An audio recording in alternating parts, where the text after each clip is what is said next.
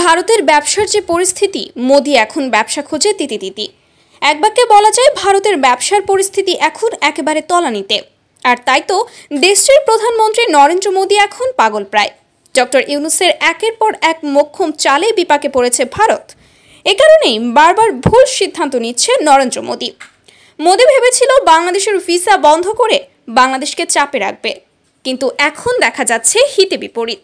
সমস্যায় পড়েছেন ভারতের স্থলবন্দরের কর্মীরাও। বাংলাদেশে রপ্তানির বড় ভরসা উত্তর 24 পরগনার পেট্রাপোল স্থলবন্দর। ট্রান্সশিপমেন্ট বাতিলে এখানকার কর্মীদের কাজ কমেছে, আয়ও কমেছে। এখানকার লোডিং আনলোডিং এর যারা যুক্ত ছিল ট্রাক টু ট্রাক, তারা কাজটা হারালো। যত কার্গো আমরা ইম্পোর্ট করি তার মধ্যে 30% কাছাকাছি এই কার্গো ছিল। প্রায় 25 থেকে 30% কাজ আমরা এই পোর্ট দিয়ে হারালাম। পলিসি এসছে যে এখন আপাতত বন্ধকেই মানছি আমরা।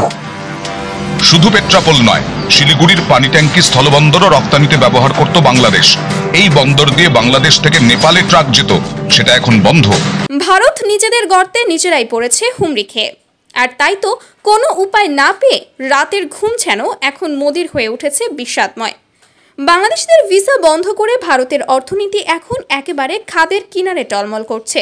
অর্থনীতিবিদেরা বলছেন ভিসা বন্ধের মতো বাংলাদেশের ট্রান্সশিপমেন্ট বাতিলও ভারতের জন্য কাল হয়ে দাঁড়াতে পারে। ডক্টর ইউনূসের নেতৃত্বে এবং যোগ্যতায় হাজার হাজার বিদেশি বিনিয়োগকারী এখন বাংলাদেশ পেতে যাচ্ছে এখন মিলিয়ন ডলারের বিনিয়োগ। আর তাই তো হিংসার দহনে পড়ছে ভারতের নরেন্দ্র মোদী সরকার। খোদ ভারতেই অর্থনীতিবিদেরাই বলছে বাংলাদেশের ট্রান্সশিপমেন্ট বাতিলের মতো ভুল সিদ্ধান্তে এবার ভারতের হাতে উঠবে ভিক্ষার থালা। এমনিতেই চলছে ভারতের রুপির রেকর্ড পরিমাণ দরপতন। ভারতীয় রাষ্ট্রায়ত্ত বার্তা সংস্থা প্রেস ট্রাস্ট অফ ইন্ডিয়ার এক প্রতিবেদনে জানানো হয়েছে, ট্রান্সশিপমেন্ট সুবিধার ফলে ভুটান, নেপাল ও মিয়ানমারের মতো দেশে বাংলাদেশের পণ্য রপ্তানির জন্য বাণিজ্য প্রবাহ বাধাহীন ছিল। ভারত 2020 সালের জুনে বাংলাদেশকে পণ্য রপ্তানির এই সুবিধা দিয়েছিল, কিন্তু ভারতের এই সিদ্ধান্তের ফলে বাংলাদেশের পণ্য রপ্তানিতে বাংলাদেশের ব্যবসায়ীরা সাময়িক কিছুটা চাপে পড়লেও ভারত হারাবে বিশাল বড় অঙ্কের রাজস্ব। বিজিএমই এর সাবেক সভাপতি আব্দুল্লাহিল রাকিব বলেন, আমাদের বিমানবন্দরের সক্ষমতা কম, এখন আমাদের বিকল্প ট্রান্সশিপমেন্টের ব্যবস্থা করতে হবে। তবে তিনি মনে করেন এই সিদ্ধান্তের ফলে বাংলাদেশের চেয়ে ভারতই বেশি ক্ষতিগ্রস্ত হবে। বাংলাদেশকে দেওয়া ট্রান্সশিপমেন্ট বাতিলের বিষয়টি নিশ্চিত করেছেন দেশটির পররাষ্ট্র মন্ত্রণালয়ের মুখপাত্র রণধীর জয়সওয়াল।